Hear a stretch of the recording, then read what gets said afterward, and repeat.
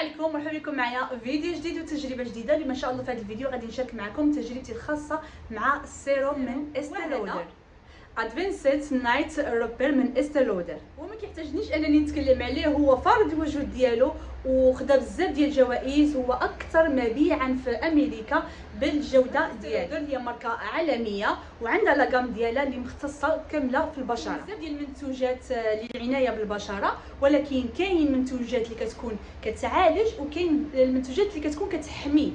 هذا كيعالج البشره وفي نفس الوقت كيحمي. هذا كيبقى من بين احسن السيرومات اللي كتواجد في السوق بالمكونات اللي فيه واحد النسبه ديال الماء كبيره، وفي نفس الوقت فيه واحد النسبه ديال البكتيريا اللي كتفيد البشره. يعني كاع المكونات اللي فيه كتصلح البشره، بحال اللي كنقولوا كتعالجها من داخل. بمعنى ان مع التقدم ديال السن كنعرفوا ان الماده ديال الكولاجين كتنقص من البشره، واش كيوقع الترهل ديال البشره، وفي نفس الوقت كيبدا يخرج لنا خطوط ديال التجاعيد.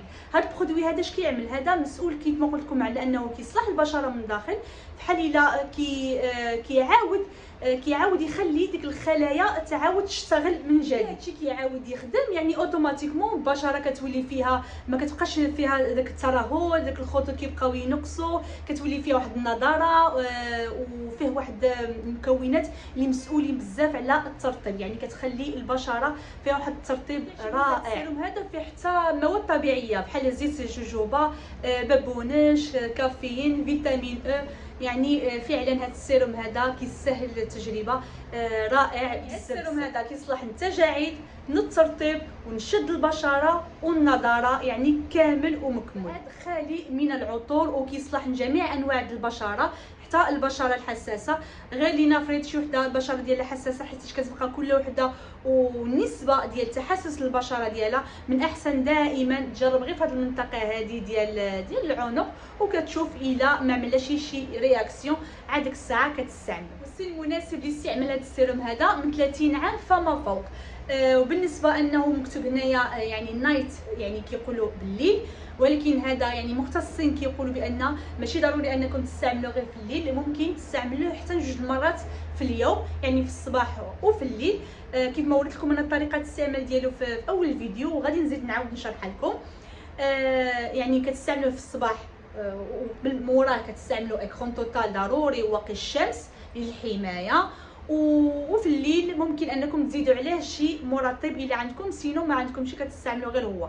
انا صراحه الله كنستعملوا اغلبيه في الليل. دابا اليوم بغيت نصور معكم فيديو كيف ما شفتوا صورته في النهار، ووريت لكم انني استعملته ومن بعد موراه الواقي الشمس. هو دابا يعني صورته ديك الساعه الفيديو.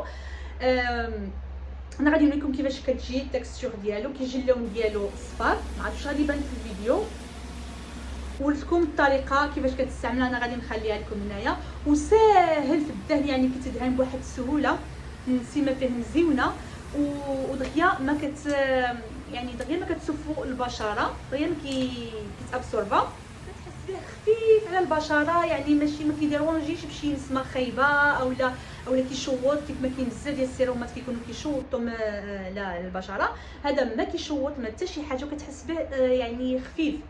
تعالوا تشوفوا معايا طريقه ديال الاستعمال. يعني كتوضعوا 3 تقطيرات، ومن احسن يعني هذا بيبيت هذا ما تعملوهاش، ما تنزلوهاش على البشره مباشره، من احسن تكون بعيده شويش. كاين اللي كيقول لك ان تعملوها يعني في يدكم هنا ودهنوه عاد دهنوا على وجهكم. انا ما كتعجبنيش هذه الطريقه هذه صراحه، كيعجبني نوضعوه مباشره على الوجه. اما الا عملته هنايا يعني غادي يطلب لك واحد الكميه كثيره، علاش؟ حيت الساليدي راه كيسوفوا حتى هما.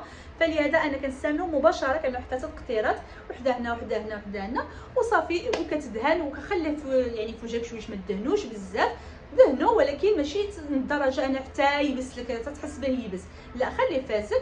عاد ديك الساعه استعمل اكرون توتال الا كنتي غتستعملو في الصباح.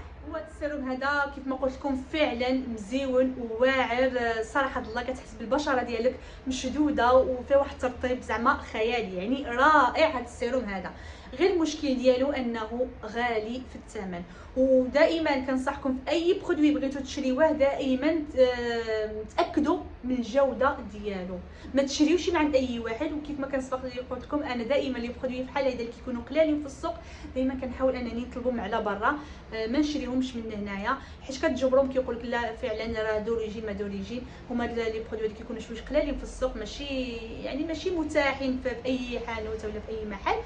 فلهذا الا كان شي واحد على برا راه غادي يشري من تما، سينو شي واحد عندكم على برا غادي تصيفطوا موراه.